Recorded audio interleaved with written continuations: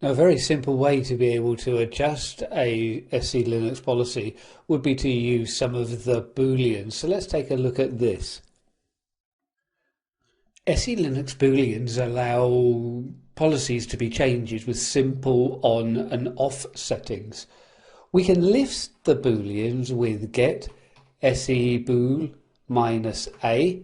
So we can see, yes, again, there's quite a lot. If we go through and just for interest, let's go through and send it to word count minus L. So we can see we've got 302 Booleans with what we have installed at the moment. We can actually get a little bit more detail on these if we look at SE manage.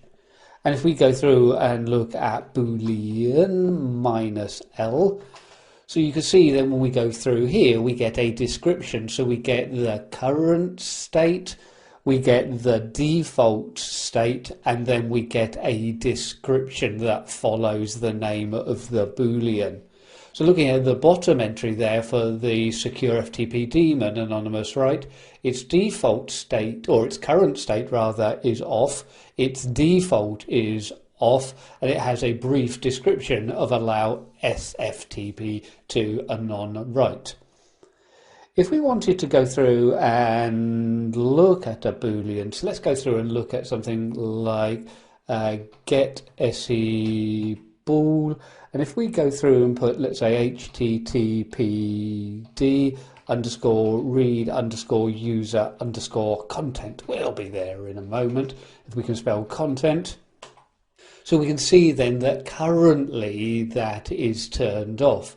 If we want to be able to read content within user home directories, then we can turn this off. It saves us having to go through and change the context of the web documents that are located in the user home directories. There would be normally two parameters that I'd need to set, both this and the enable home dir. But let's just go through at the moment and work with this. So if I go through at the moment and go through and use set se bool, and we can then go through and specify, I'm just going to use then the last argument, so typing all of that out again, and then we can go through and set it to be on. If we now go back and run the get se bool, we can see that that is now turned on. It's not persistent though if I set it this way, so it's just for the current session.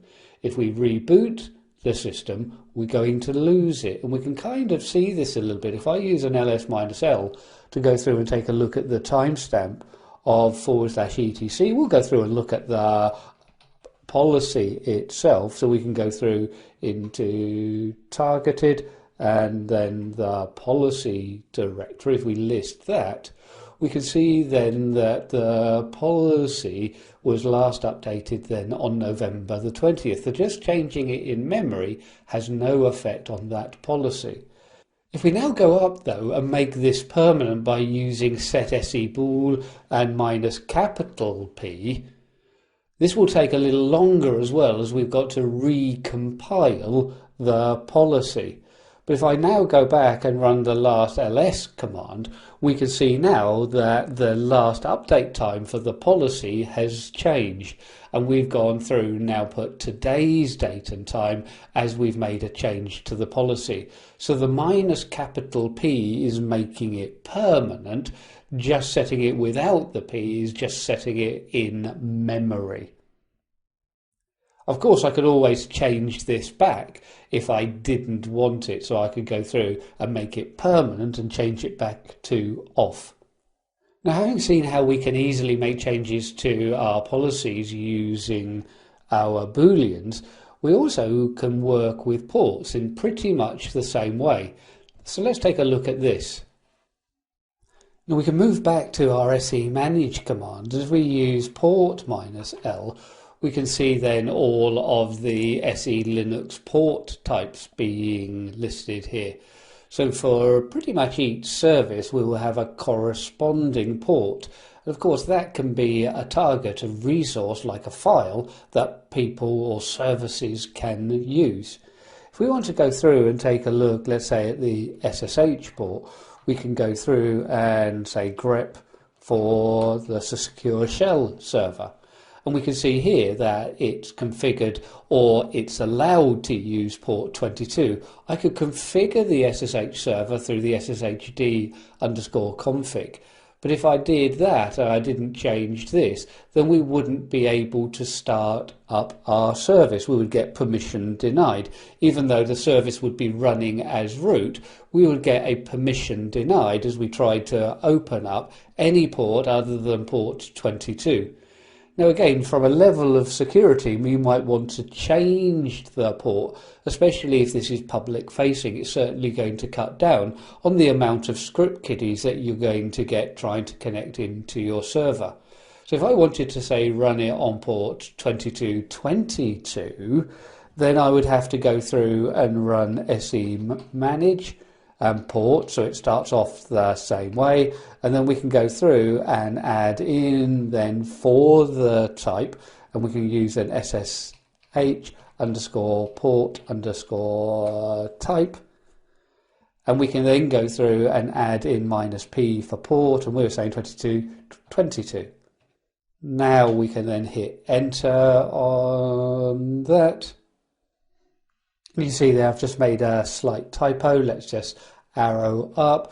Of course, for the port we have to specify whether it's going to be a TCP port or a UDP port. We can see in the output before that it was TCP, and of course it is going to be TCP. So let me add this in.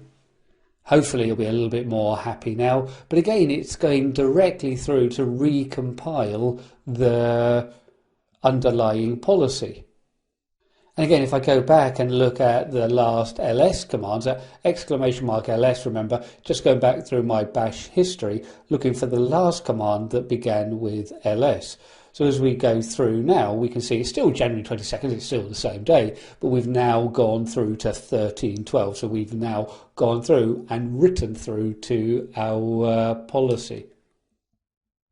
So hopefully this has given you a good idea, both with the Booleans and using the ports here, how we can make simple changes through to our policy to make sure that we can run then the service the way that we want without having to go through and disable SE Linux. Let's go to the slides now so we can summarize what we've been taking a look at.